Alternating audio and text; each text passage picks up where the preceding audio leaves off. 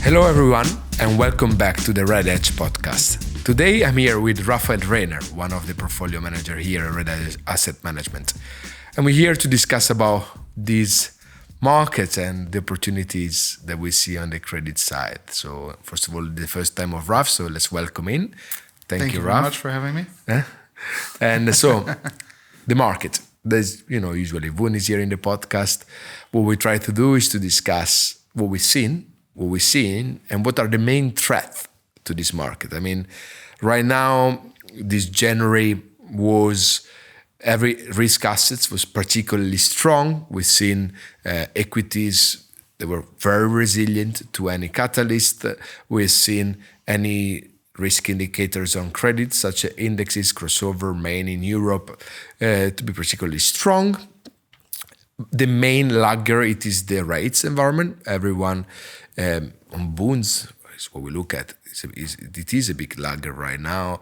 Cuts are getting priced out, so it means people expecting central bank to cut a bit later, and so for this reason, the bonds are going to be wiser. Yeah, I think that sums it up quite well. I think we've seen that inflation data and growth data has come in a little bit stronger than the market had maybe hoped for. And as a result, we've seen people reevaluate the expectation of the timing and the frequency of rate cuts by the different central banks. So it applies to the US and to Europe equally. It's surprising to me that we've seen a retracement or move wider in rates, and at the same time, credit has been totally unaffected. I think it's partly a function of significant inflows that have come into the asset class. We've seen huge amounts of money being invested or redeployed into credit. That explains part of the outperformance. On the other hand, we've seen equities just keep going up. They're partly, there's some sort of idiosyncratic elements to that. But as long as they are stable, people will feel comfortable taking a certain amount of credit risk.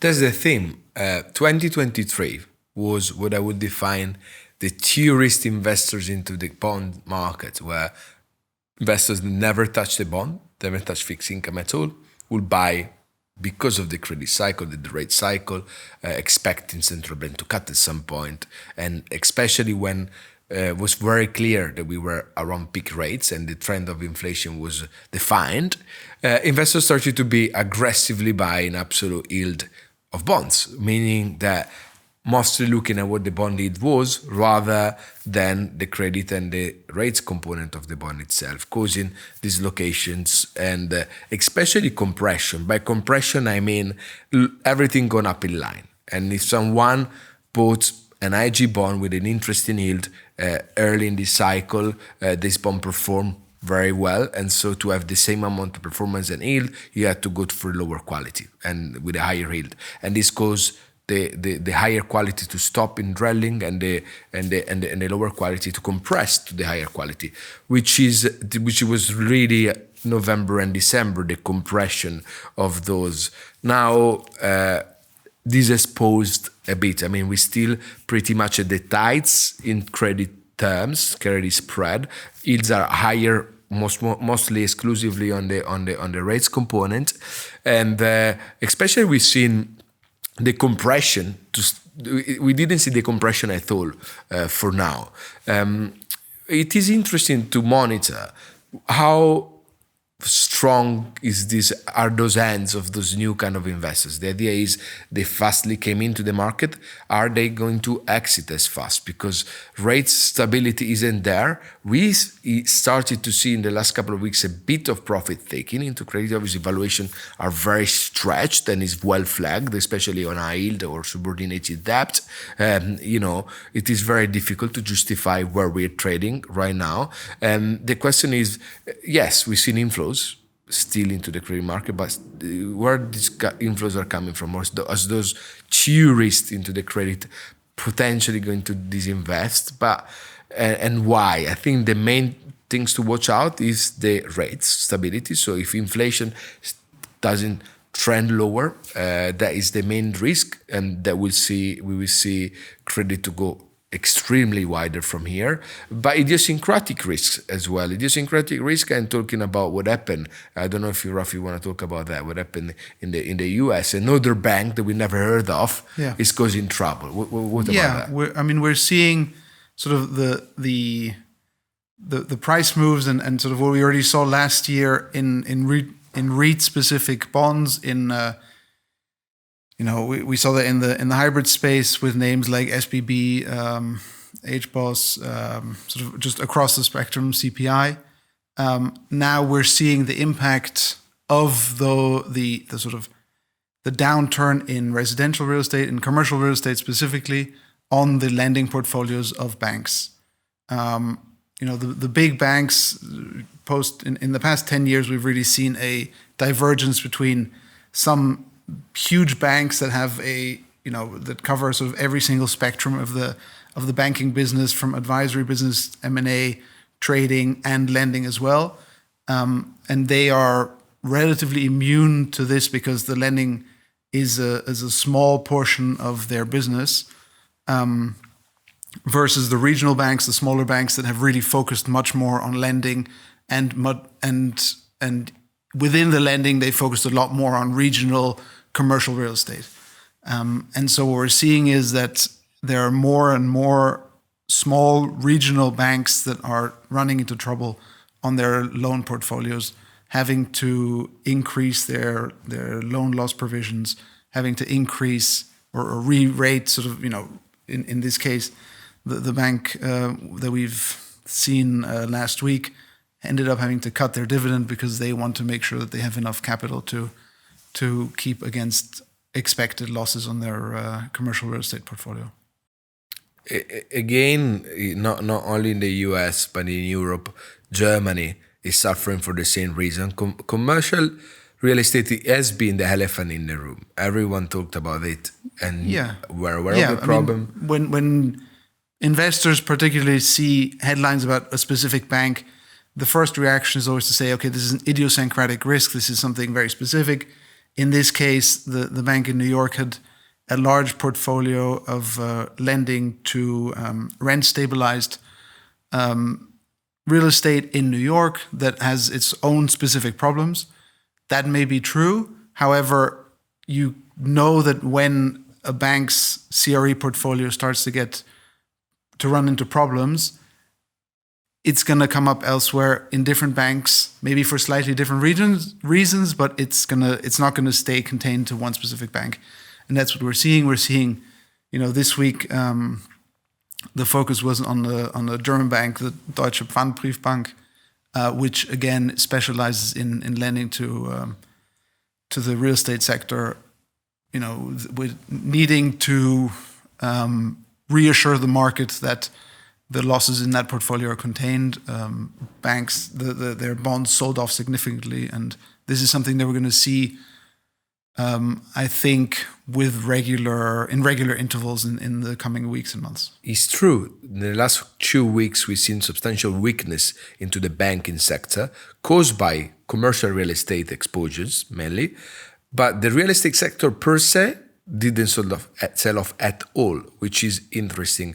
I mean, this year we noticed from January really a very, very strong demand for the highest risky in the capital structure, the subordinated debt of real estate, because obviously those bonds were trading at stress level in the 20s, in the 30s. We've seen rallying of 10, 20, 30 points, even in some cases, which obviously made sense perhaps at the beginning at those kind of opportunistic levels.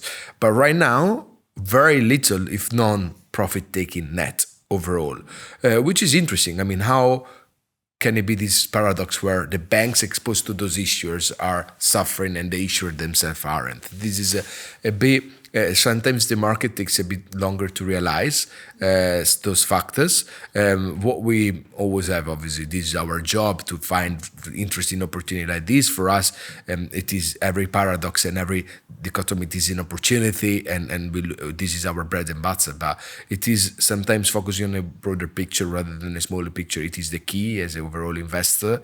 And commercial real estate, it is still an unsolved issue. Everyone is betting on those cuts. It's not just about the fixed income market for a directional rally. A lot of highly levered issuers from the yield space and on the real estate sides, they are hoping, praying for cuts as early as possible. And when the cuts gets priced out, they suffer. Yeah, I mean, I think the mantra, and this is something I've heard a couple of times already, is of most real estate businesses and I assume banks that have large lending exposures survive till 2025. They're just hoping and praying that the expected cuts come in, that the entire, starting from the residential sector all across the board to offices and other forms of CRE, that picks up again, that we start to see a bottoming of valuations and of levels that where people feel comfortable buying those assets again. I think in terms of what you mentioned about sort of the real estate bonds and those specialized companies doing very well this year and in the past 6 months, I guess it's probably that the focus of the specialists was on this issue last year. They've kind of come to terms with it, and now there's maybe a little bit of a reach in terms of adding risk in that specific sector, which we often see. If something drops too far, then you have a lot of people chasing that up again, and then oftentimes it goes a little bit too far. And moving from this sort of very specialized or specific sector to a more general public in the sense of banks that people are more aware of starting to take losses and needing to write down their portfolio. Steering away from the idiosyncratic stories, one of the big themes that I see right now is the geopolitical risk. I mean, it's always been there. Geopolitical risk has been a problem in the last, since 2022, more than it was before.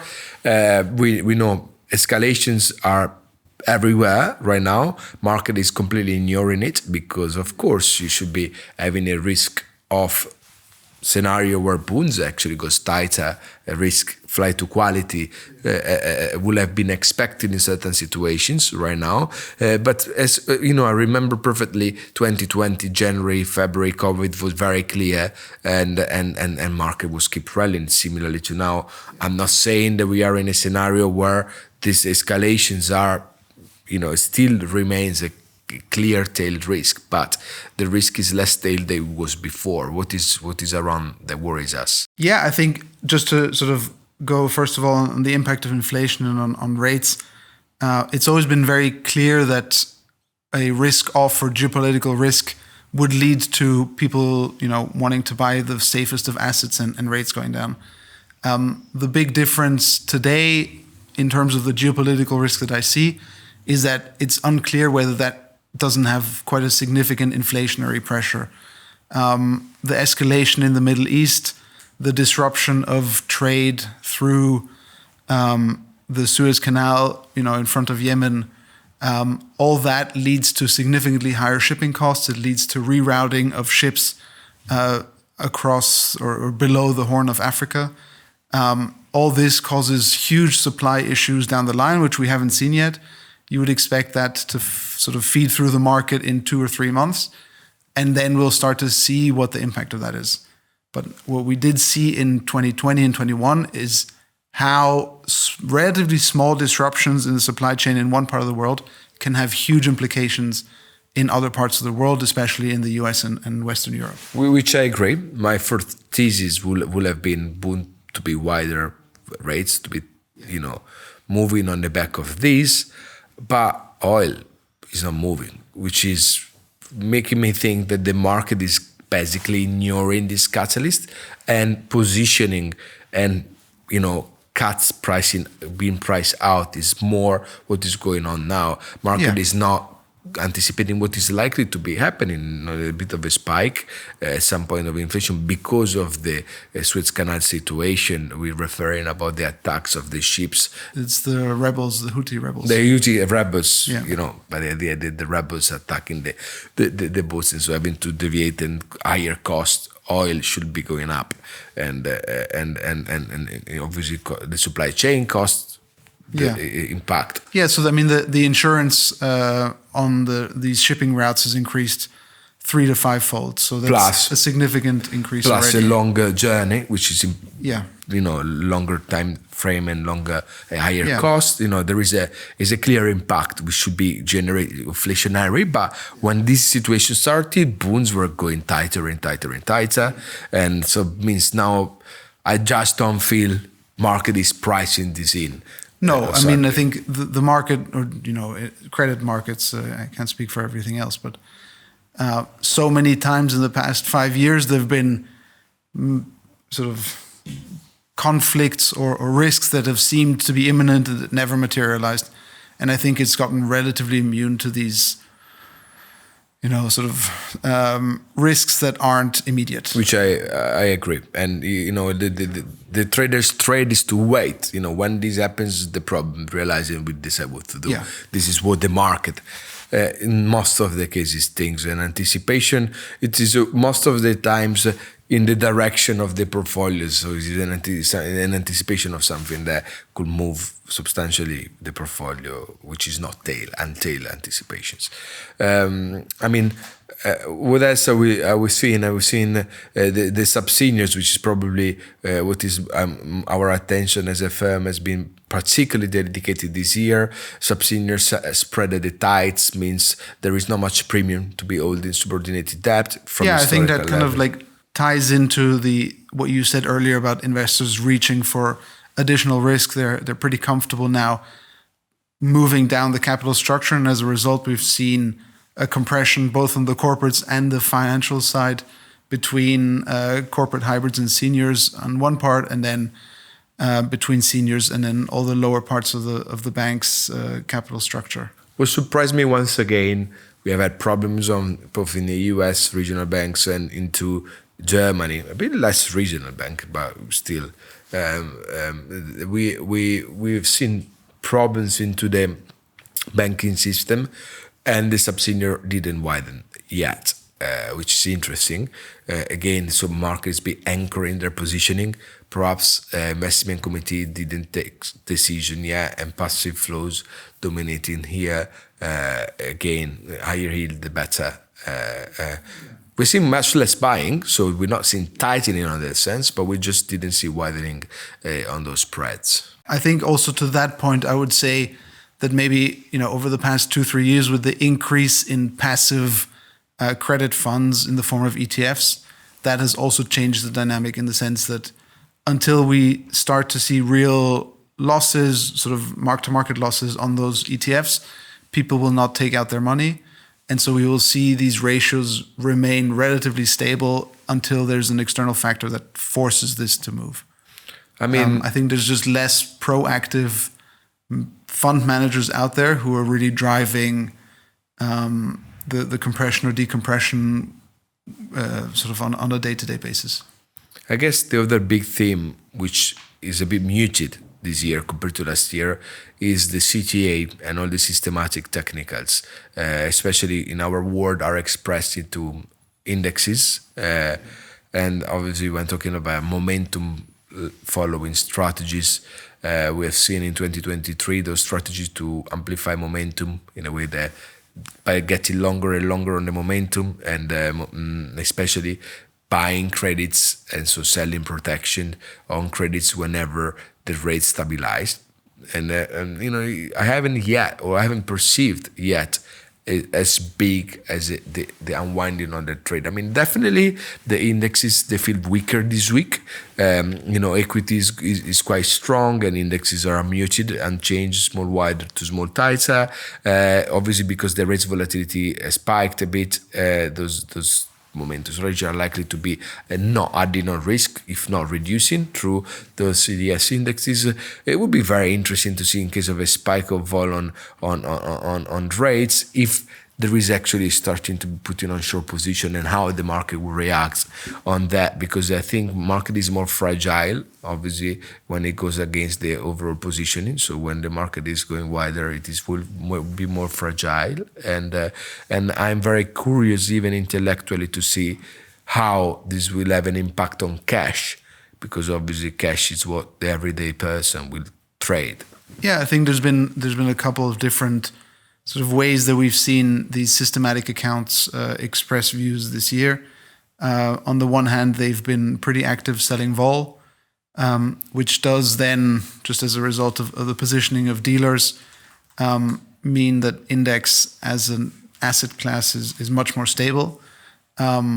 We've seen a lot of real money accounts who haven't been able to get the risk profile that they want through primary or through secondary buying of bonds, sell index or buy the ETFs to sort of manage their overall risk profile, and then over time they rotate that risk out into the individual bonds.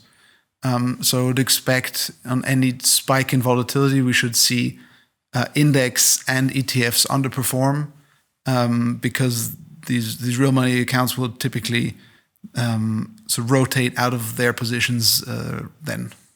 And so there'll be sort of an underlying bid for cash even when the market feels relatively weak.